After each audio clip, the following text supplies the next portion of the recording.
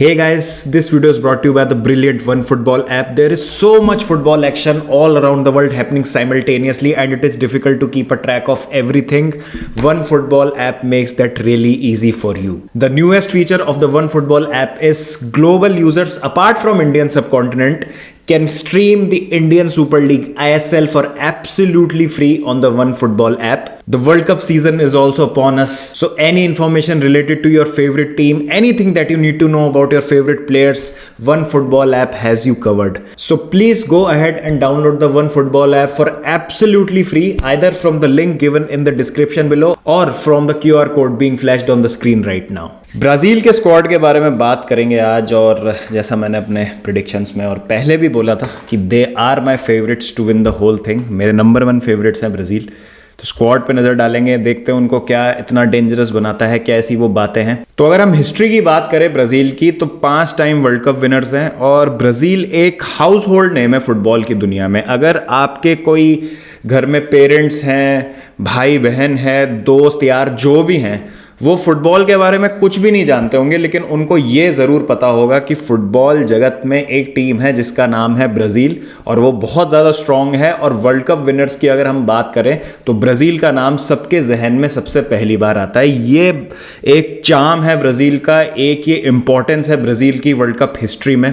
और हमेशा से जब भी ब्राज़ील का स्क्वाड चाहे खराब भी हो, मतलब आप कहें कि एक अंडर पार स्क्वाड है, इतना ज़्यादा आप उस स्क्वाड को चांस नहीं देंगे कि वो आगे तक जाएगी, लेकिन you never take Brazil lightly in a world cup competition.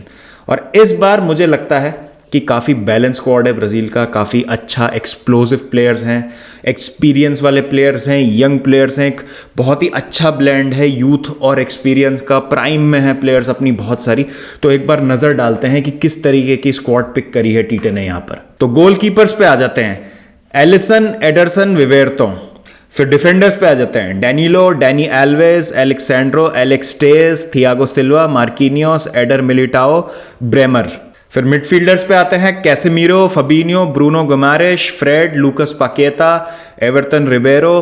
और फॉरवर्ड्स पे आ जाते हैं जो मुझे लगता है कि is the most explosive of any team in this world cup, Neymar, Vinicius Junior, Gabriel Jesus, Antony, Raphinha, Richarlison, Gabriel Martinelli, Rodrigo, Pedro Flamengo से। तो यहाँ पर एक जो ऑब्वियसली नाम खटक रहा है सबको, वो ये है कि रॉबर्टो फिर्मिनो को नहीं सेलेक्ट किया गया है। तो वो एक ऑब्वियसली सबके लिए डिसअपॉइंटमेंट है। ठीक ठाक सीज़न जा रहा था, फिर्मिनो की हो सकती थी इंक्लूजन इस स्क्वाड में, बट ठीक है, उनके बिना भी मुझे लगता है कि बहुत ज़्यादा एक्सप्लोसिव है ये फॉरवर्ड लाइन। अगर आप देखें, Neymar, Vinicius junior, Antony, Raphinha, Gabriel हेसूस Arsenal के लिए बहुत अच्छा खेल रहे हैं। Richarlison, although I don't consider Richarlison to be a very clinical finisher, but he does the job for Brazil.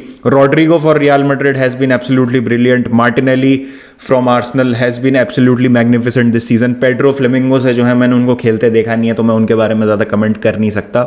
Midfield जो मुझे लगता है इस टीम की जान है, Casemiro, Fabinho, Bruno Guimaraes, Fred, Lucas Paqueta, Everton Ribeiro.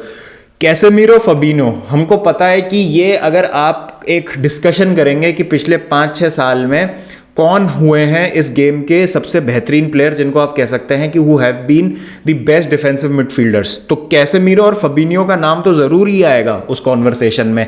तो इस तरीके के प्लेयर्स हैं ये दोनों। ऑल्दो फबीनियो का फॉर्म थोड़ा सा ख़राब है, बट वर्ल्ड कप है, ब्राज़ील है, इतनी ज़्यादा रिस्पॉन्सिबिलिटी दी जा रही है एक प्लेयर को, तो अगर उनको मौका मिलेगा तो will definitely rise up to the occasion. यहाँ पर काफ़ी लोगों का ये सवाल है कि फ्रेड को इंक्लूड क्यों किया गया है। मैनचेस्टर यूनाइटेड में एक गलत परसेप्शन सेट हो गया था कि फ्रेड जो है एक डिफेंसिव मिडफील्डर है, गलतियाँ बहुत करते हैं जिसकी वजह से डिफेंसिवली स्ट्रगल करती है मैनचेस्टर यूनाइटेड।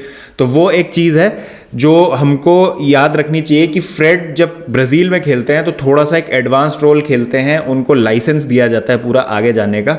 और बिकॉज उनके पास फबीनियो और कैसेमीरो जैसे डिफेंसिव मिडफील्डर्स की एक सिक्योरिटी होती है पीछे, उसका फायदा मिलता है फ्रेड को प्रॉपर। और वहां पर फ्रेड का जो असली गेम है वो निखर के आता है, क्योंकि मैनचेस्टर यूनाइटेड से भी पहले आप देखें शाख्तार में फ्रेड एक एडवांस्ड मिडफील्ड के रोल में खेलते थे, और यहां पर जब उनको एक नंबर 6 की तरह ट्राई किया गया है वहां पर दिक्कत आई है। तो आई थिंक इट्स फेयर कि जब आप फ्रेड की ब्राजील की परफॉर्मेंसेस देखेंगे तो आपको लगेगा कि हाँ यार, actually this player is good and he brings something to the table. फिर दो प्लेयर्स जो कि मुझे लगता है can stand out in this world cup are Bruno Guimaraes, an absolutely brilliant player. आप देख लीजिए न्यूकासल के लिए उनका कैसा सीजन जा रहा है। I think it's a brilliant signing. And लूकस पाकेता। अगर हम सेंटर मिडफील्ड में बात करें तो इतनी ज्यादा फ्लेक्सिबिलिटी है, आप हर तरीके का मिडफील्डर आपको मिल रहा है और आपको एक बहुत ज्यादा सॉलिड यूनिट देखने को मिल रहा है बीच में। इस मिडफील्ड को ब्रेक डाउन करना बहुत ज्यादा मुश्किल होगा इस वर्ल्ड कप में।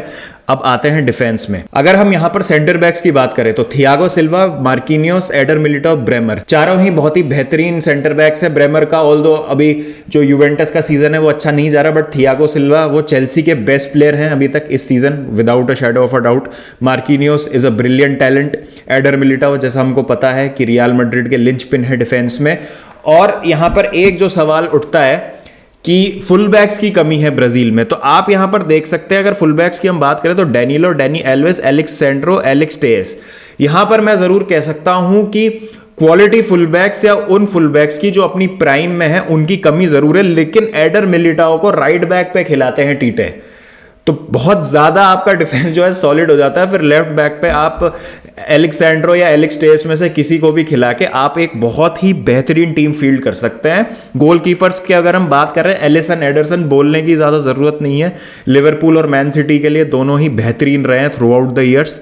और मेरे हिसाब से अगर मैं बात करूं तो this is the most solid lineup, most solid squad, जो मुझे लगता है कि फ्लेयर से भरपूर है। यहां पर अगर हम वापस से फॉरवर्ड्स पे आए, नेमार, विनीशियस, एंटनी, रफीनिया, ये ऐसे प्लेयर्स हैं जो कि 2 या 3 सेकंड में गेम बदल सकते हैं। आपका गेम जो है आप पूरा ओवररन हो रहे हैं, आप पूरा डोमिनेट हो रहे हैं। एक आपने स्किल मारी, कुछ आपने ऐसा मैजिकल प्रोड्यूस कर दिया और आप मैच जीत गए। इस तरीके की टीम है ये, बहुत ज्यादा खतरनाक टीम है। और अगर आप देखें क्वालिफायर्स में भी, कॉनमेबॉल क्वालिफायर्स में भी ब्राजील ने काफी आसानी से जो है अपना ग्रुप टॉप कर लिया था। अपनी जो साउथ अमेरिकन रैंकिंग्स है उनको टॉप किया था और अपनी जगह वर्ल्ड कप फाइनल्स में बनाई है उन्होंने। और क्वालिफायर्स टॉप करने की प्रोसेस में ब्राजील ने सबसे ज्यादा गोल स्कोर करे थे 40 और सबसे कम गोल कंसीड किए थे 5। तो ये एक बहुत ही ज्यादा बैलेंस्ड और सॉलिड टीम है जो आपके सामने है सब। और ठीक है, अर्जेंटीना ने कोपा अमेरिका जीता था, लेकिन फाइनल में ब्राजील ही थी, तो ब्राजील का भी एक काफी डोमिनेंट रन रहा है। और मुझे लगता है ये टीम एक बहुत ज्यादा फेयरलेसनेस से खेलेगी।